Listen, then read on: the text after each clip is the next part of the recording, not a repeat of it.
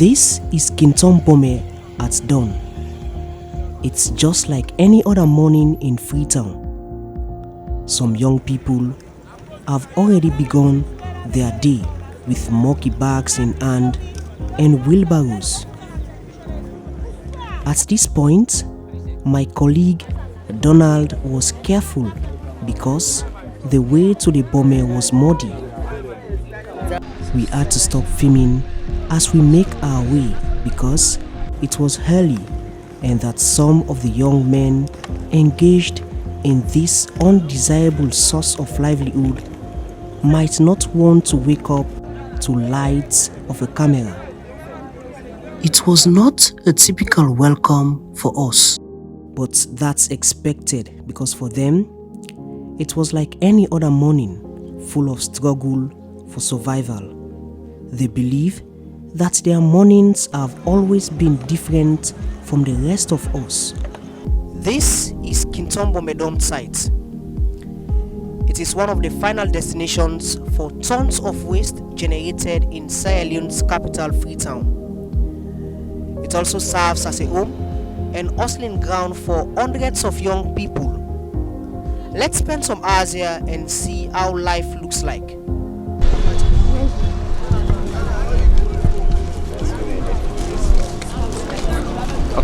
We stumbled into a discussion about an iPhone 6 owned by one of the women living in the dumpsite. It is such a valuable item to be owned by anyone here. The owner is the subject of admiration because majority of the others here don't own a phone. Unfortunately though, there was already a discussion to sell the phone because it appears the owner and several others don't know how to operate it. Meanwhile, some have already begun their daily routines, hawking to survive.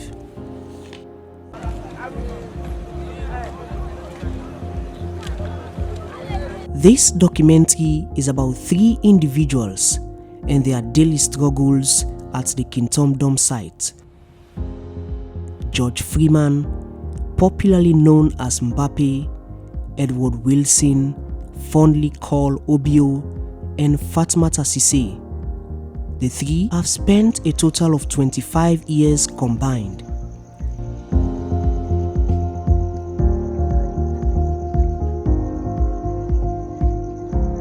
This is Obio. During our previous conversation with him, we learned that he has had the perfect life that most people can desire. Minutes after his arrival, our conversation was cut short due to an unannounced September downpour. Some minutes later, the downpour stopped. It's time to go see where Obio and the others sleep.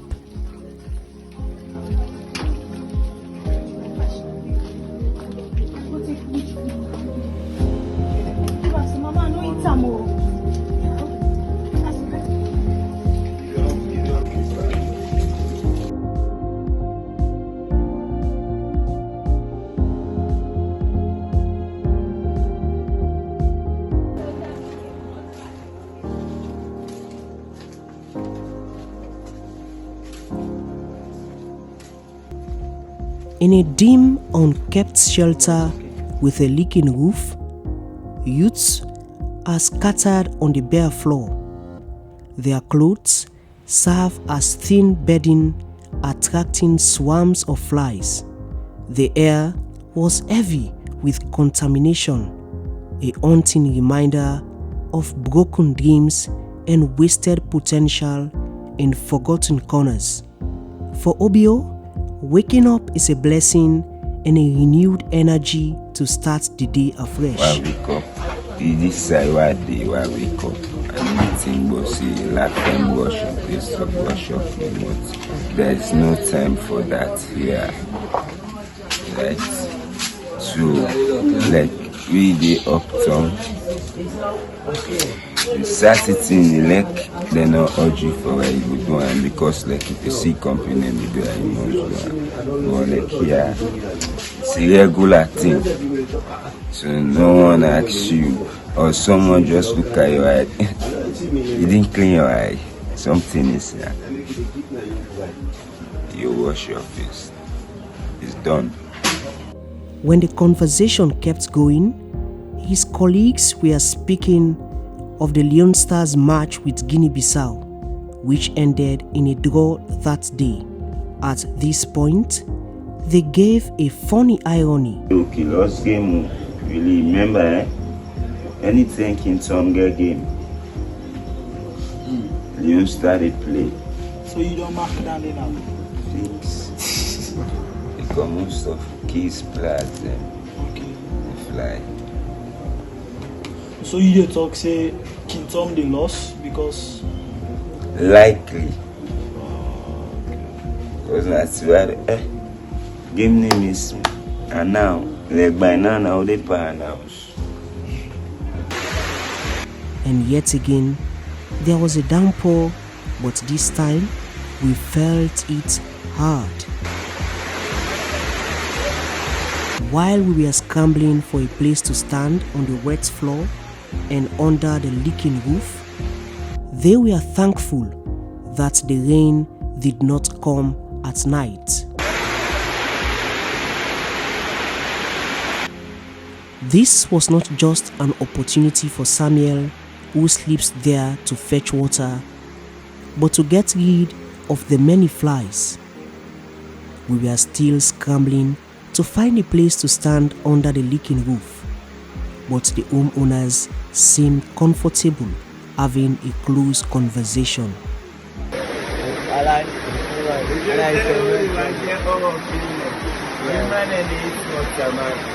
You know, and they that they relax you. Yes, but everything relax because they are doing for me. I saw this in my right. At last the flies had reduced and Samuel was happy.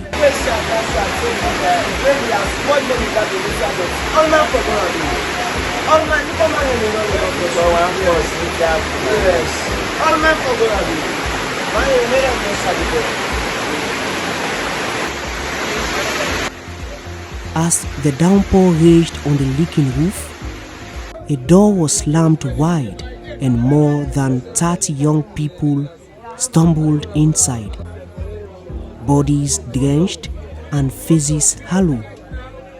In their soaked clothes, all they were seeking was refuge from the heavy rain. What is clear is that the drug kush is still prevalent.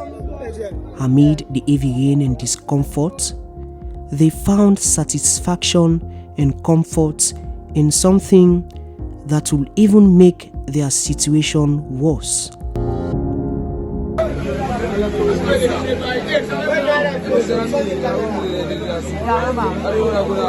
Let's look into Obio's life and how he got here. I started the St. Paul Primary School at first from 1. I didn't go in nursery, right? Because when I was coming up, my parents had these studies that we used to have at home. So that set me up greatly. So I jumped the nursery stage. So I started class 1. And then by 2007, I sit my selective. I will call MPSC. I sit MPSC at 2007. Started going to junior secondary school. And then by then, there was a scramble before. I was on this thing called gambling. Before they give me my school fee, we went to play gamble, right? my friend win everything on my hand. So I wasn't able to sit at that tier and then they give the school fee to me back. I didn't do it. They win it again at the gamble points. Making 3 times. My father did for himself. He said, I won't give you the money. Pay. And then I sit, jump to senior. And then I sit my was once. For Obio, life was rosy, full with great expectations from his family and friends.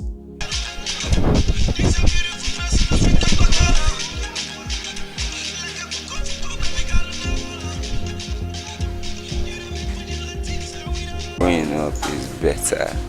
Make me remind school days is the best, but not the happiest. But now I know because I've been there. My childhood was nice. I start up with my family happily going to school. Even the owner of here is my childhood friend. The owner of this place is my childhood friend. So that's what linked me to rescue her. I didn't go to a private school, but governmentally I educate. I stop at the worst level, and then I get lost on my way going in my journey. But my childhood life was good, no problem. I was having praises around to elder people. Oh, good, but I feel disappointed.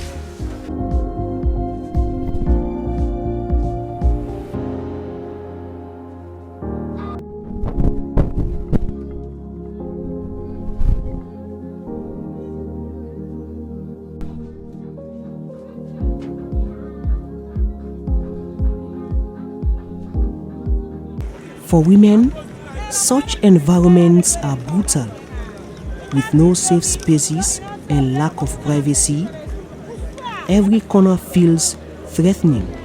Hunger, sickness, and shame weigh heavily, while survival demands resilience in a place where dignity, safety, and hope are stripped away.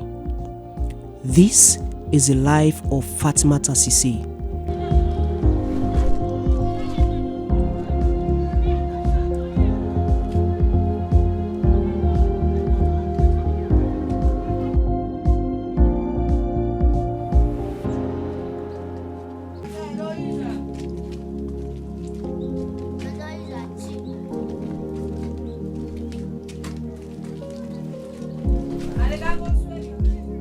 I live in the Bomeh.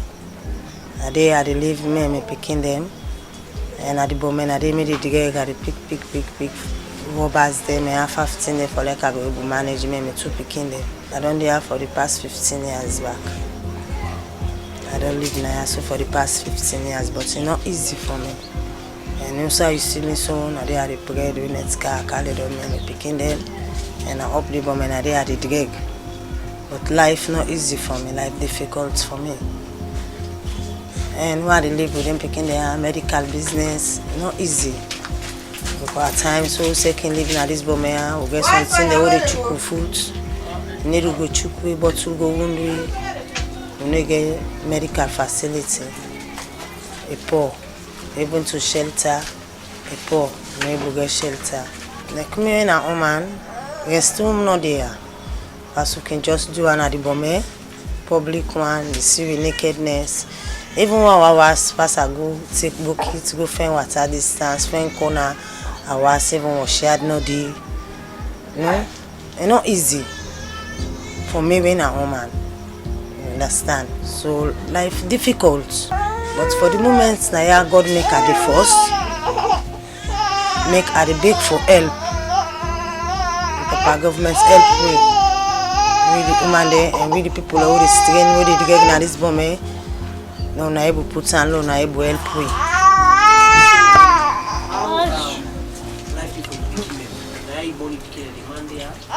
I born me picking there, I get the baby, I born them. The man for me, I born them where the man go. I don't get no man, I mean no money for them, grab with them. Pass a good drag. Even this morning, I don't even get nothing for them. Now the baby they crying on my back, so pass a good drag. I pick rubber there, I sell them before I will take care of them. Inside this 10 months, because for me the baby take to this 10 months, it's not easy. Because it is sick in my hand. Pass I buy medicine, they get them. I do it under rain, under sun, it's not easy. I don't get nobody, I mean 1 grain. Any sign I will too. I don't even get no help. I don't even strain with them. From where I born her, I strain with her. But we know that any kind of way, I don't born her, I don't go to her. Except not be the media. But the man who I be doing it, I be the work na ya and I be the to read out so na him get me kaya. So at the end I don't left me na ya and don't go. So we know this, so and I am able to for sustain me there. Make myself still there, they live here. Because I know say I am able to for live with them, we are able to sustain with them. I may go advise any young person who get a future, not only here for day. Myself not glad the way are there. Because we are not to better life. But at any time something can trick you, tetanus, you lost your life. So I know like for the young youths to can join this kind of life we made a live so because not to better life. For 15 years, Fatmata has endured this harsh shelter, raising 2 children amidst hunger and harsh environment. Her struggle reflecting the crushing weight women silently bear in such environment.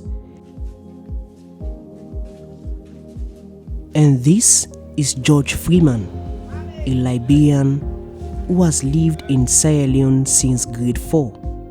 He attended the St. Edward's primary and secondary schools. Back then, all kids want to go to school. And when they said education, you look happy. So I was that, it's just a coincidence. Just like a magic. Me too. I don't understand how I end up here. I'm just praying for God to change and move me out of here. At first, I was employed working for the Freetown City Council. But there was a poor performance in the salary, so I decided to quit and do my because I call it everyday payments. I work and at the end of the day I see something. I have my own family. I came from a big and large family, if I can say. Well, as for me, the individual, I have 2 daughters and 1 little boy. I got 16, 11, and 4. Well, I'm trying to cope because, as our professor says, the 5 observation of Charles Darwin back then, and my social studies teacher tells me, it's a survival of existence, right? So we are trying to survive in our little ways. Back here, health is one of the biggest challenges we have here, because we get injured by bottles, nails, and most especially syringe. And if they inject somebody with a syringe, it's contaminated with a sick and dispose it here, and you get injured with it, I think the disease or the virus that person contains will transfer to you. So that is it. So we have no health facility here. So one of the biggest challenges we have here is health. And the second one is food. Many people scared to come with their food here to sell. So we go far distance to find food. And empty bag cannot stand, as I will say, our English people says it. So that are two key challenges we have here. As you can see, we are all brothers and sisters, battle up for existence. I love book, and everybody here knows, because I got respect for book. Don't matter if it's dirty or not, good or awkward, I pick it up. I still have something in it.